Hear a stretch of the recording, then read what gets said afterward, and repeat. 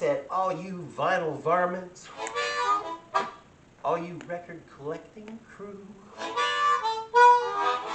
have I got a box of reel-to-reels and 8-tracks for you.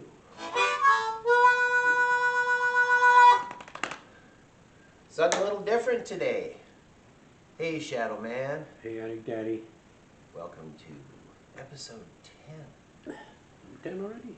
Number 10, yeah, imagine. The slowest growing channel on YouTube. All right. One of them. Our largest selling collector's plate. Mm-hmm. Yes. We've been doing Rolling Stones for the last couple.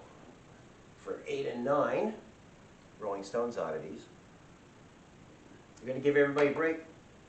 We're going to do a show I want to do about reel-to-reels and 8-tracks. Now, reel-to-reels. I think we can start off the bat, right? We're cool here. Welcome to everybody. Studio F. Always thank you, You're Shadow welcome. Man, for letting us use. On a chilly Good Friday, 34 degrees here. Yeah, Sunshine. gone back. It's Gone brutal. back to. Brutal out there. Well, you look at this. My gosh. This is a reel-to-reel, actual released by the record company. This was one of the other formats when you had vinyl and you had this, pre-8-tracks and pre-cassettes. As you can see, like that, beautiful. You get the whole set and everything. Now, I don't have a big collection of these, just what I've scored over the years. And I noticed that I've seen a lot in my life of reel-to-reels, but they seem to mostly Broadway shows and 8-tracks. These were a rarity as far as formats go. And I would say, I've heard this before, this is about the best audio you're going to get. You've probably heard that, eh? I've heard that somewhere. Yeah, because of the tape and the size of it and everything. This is the closest you're going to get. They're probably taping the originals on the same size. Yeah, and not many people have reel-to-reels anymore, and No. a refurbished one is very expensive. Yeah. Nashville Skyline, an unlikely Dylan album, and to be on reel-to-reel. Let me show you this here. I can get this part there. Yeah. Actual, just the amount of tape that's required. There's these song listings up here and everything. So, pretty wild. All right. Now this could have been in as our absolute first show where we did monsters and bikers and all that. And this is Spike Jones, which could have, Spike Jones and the City Slickers could have their own show, and you couldn't do them justice. But this used to be advertised in the back of Famous Monsters of Filmland, the album, which I don't have. I just have the 8-track. Is your two-headed beatnik I back know, there? a two-headed beatnik.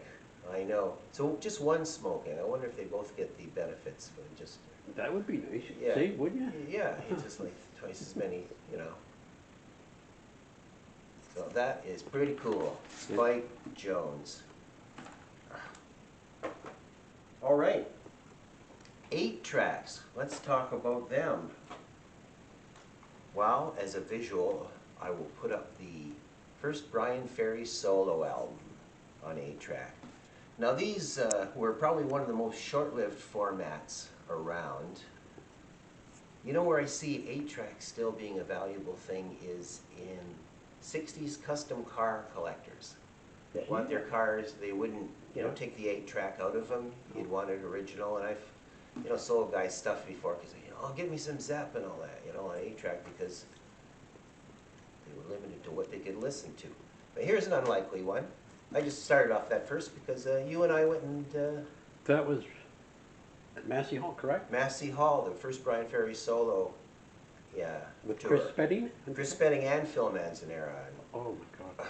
That was a wonderful concert. That was unbelievable. My head is still up in the clouds when I think of it. I think everybody in that audience was on the same cloud at the same time at one of those songs. It's like the whole place just elevated to a new level.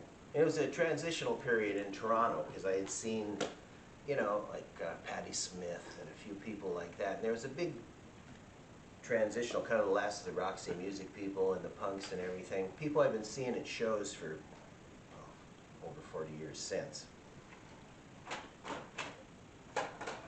Oh, Lou Reed, Sally Can't Dance.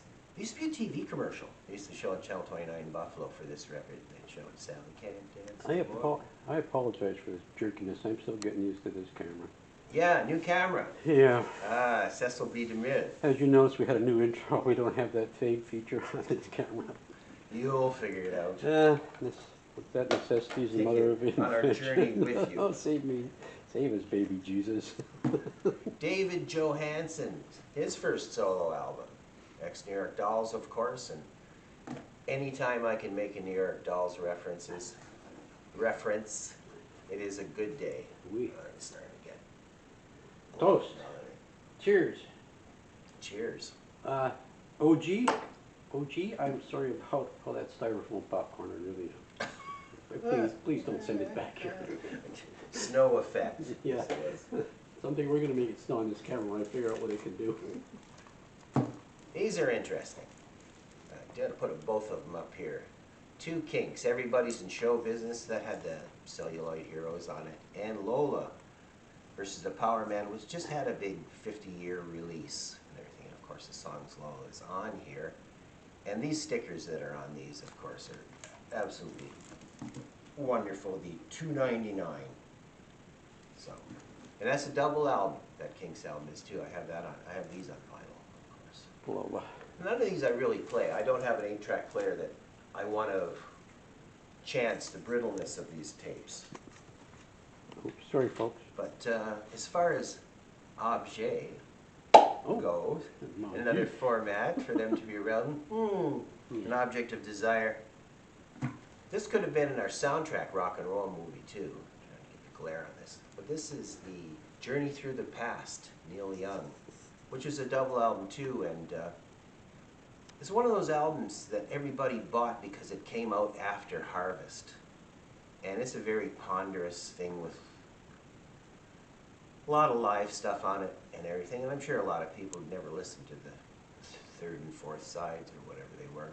But I think Richard Nixon sings Let Me Call You Sweetheart at the Grand Ole Opry. Have you ever seen the movie Journey Through the Past?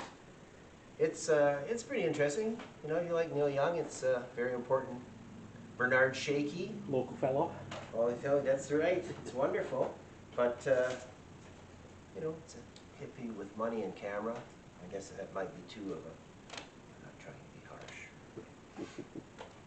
Now I'll be harsh. Not about this, but just let me say that I'm not a big prog guy. But I do really like Hawkwind. And this is Hall of the Mountain Grill. And of course, when we were introduced to Hawkwind, it was on an FM radio station in Buffalo called Franklin's Furnace. It used to come on at midnight. And I remember that's the first time we heard Hawkwind. The song You Better Believe It, one of those Lemmy was still singing, still in the band, very ferocious. Hawkwind, I mean, they don't take a long time to get going. They're ferocious just right off the bat. And a lot of these were played in cars driving around, and I mean, you know, I can imagine having an 8-track of this in your car, and you're going about 100 miles an hour. Right into the cosmos with Hawkwind. There they go. There we are. Never to be seen from again. This isn't too rare or anything, but let's get our Rolling Stones references in here, of course. And of course, there's no zipper on these. You know, I'd heard on the vinyl of Sticky Fingers that most copies skipped because they were all packed together and the zipper actually pressed into the vinyl. So most people, Wild Horses skipped. I think I have a copy that it doesn't skip, but I haven't listened to it in probably a decade. This next one out. Okay. And this is Let It Bleed too, of course. That album I got for Christmas when I was like 14, 1969. And once you have a slice of that cake, it was a life ruined. Yes. There was no life ruined. There's no turning back, Jack. Okay. Oh. The Insect Trust. Now I had this album too. It's by a guy named Robert Palmer was in this band. Not the guy who sang Addicted to Love and was in Dada with Elkie Brooks. But this is a guy, Robert Palmer, who was a writer in Memphis and had these crazy albums, The Insect Trust, and I'm amazed. I got this over in Buffalo, you know, just, what is it doing? All right. But wait, Okay, there's more. here we are. The Mothers of Invention with John and Yoko from the Fillmore. And this is it's got a really crazy version of Wild Turkey, not Wild Turkey, just Cold Turkey with the mothers playing horns and everything like that. And then there's some screaming, and it is pretty wild. This is a pretty wild thing. And you just slam this in your 8-track player, and it continually plays over and over and over and over. Yeah, if the mothers weren't crazy enough, just toss in a dash Yeah, of that's Yoko. a dash of Yoko in here too. So, all right. Okay. I'm sorry, I've misplaced something. Oh, sorry. How can this possibly be? Okay, down here. All right, okay, now we're back in business. Sorry about that. If we had an editor, we could take that out. But Robert Gordon, Fresh Fish Special, autographed. We went up to see him in Hamilton a few years ago. This ain't Hollywood. And Susan took a hold of this, and on the way out, flashed this, Susan, and got it backstage. Susan, you're better half. Yes, yes. You're up to see Robert Gordon, as we've seen who knows how many times. We opened up for Robert Gordon, our band, Attic Daddy once. That was cool.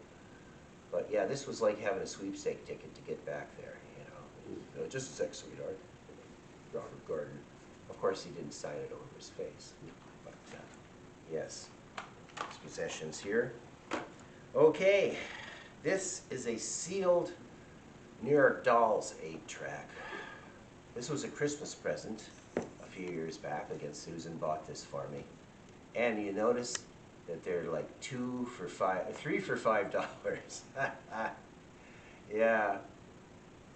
And then my friend Tammy had a used clothing store, still does. And back in the 90s or whatever, somebody broke in and stole all her CDs. Back when CDs were valuable enough to take to a pawn shop or something. But on the way out, they must have noticed the New York Dolls and they threw it on the counter. I love that story. I would say, and this is a lot of people disagree with me on this, the New York Dolls, or Johnny Thunders and the Heartbreakers, were the greatest American rock and roll band. To me, anyway. And I'm not putting it against like Elvis, Scotty, and Bill, and Gene Vincent and that previous generation.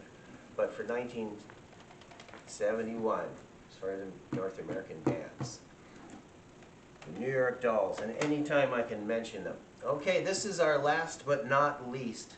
This is something that was found in a box of 8 tracks amongst the Steve Miller and all this crazy, not crazy stuff, like straight as an arrow stuff, I would think, but in amongst there, floated to the surface, is a Captain Beefheart Trout Mask replica 8-track.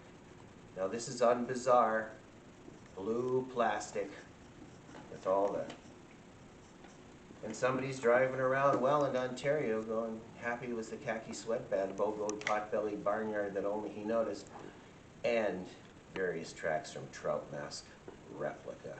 The Captain. If there's any true magic in the genre, it is Captain Beefheart. Not familiar with the Captain, I'm sorry. A friend of mine just got this album a couple years ago. I remember him saying, well, what'd you think of it? And he goes, it was jarring. I've heard some people say, I think this might be the album that is one of the worst albums. Hard to Some believe. people would think so. Some people. Ah, yeah, I think it's wonderful because, you know, as crazy as the Captain got, he was still rooted, I think, to like Howlin' Wolf and the Delta Blues thing that he grew out of. And he was a fantastic harmonica player. Yeah, the light just went on. I remember a couple clips you showed me on YouTube of Captain Beefheart. Ooh, yeah. Yeah, a lot of people in his bands, but they always sounded like him. Anyway, I hope you enjoyed this pleasant diversion today. Thank you for your kind indulgence. And Shadow Man, Yes, sir. I mean, as I've said it before, what the fun. Big That's right. fun in that little town. On Studio F, that's right. You betcha, folks. And, we'll be back. I think at future shows we're going to have a Rolling Stones bootleg show coming up. Yep. And, Very nice. yeah, making some more assemblages for your enjoyment and our enjoyment. So, cheers, everybody. Cheers. Here, it's my To a good weekend ahead. 8 tracks. All right. Are we done? Yeah, I think we're done. Number 10. Number 10. Okay. Okay.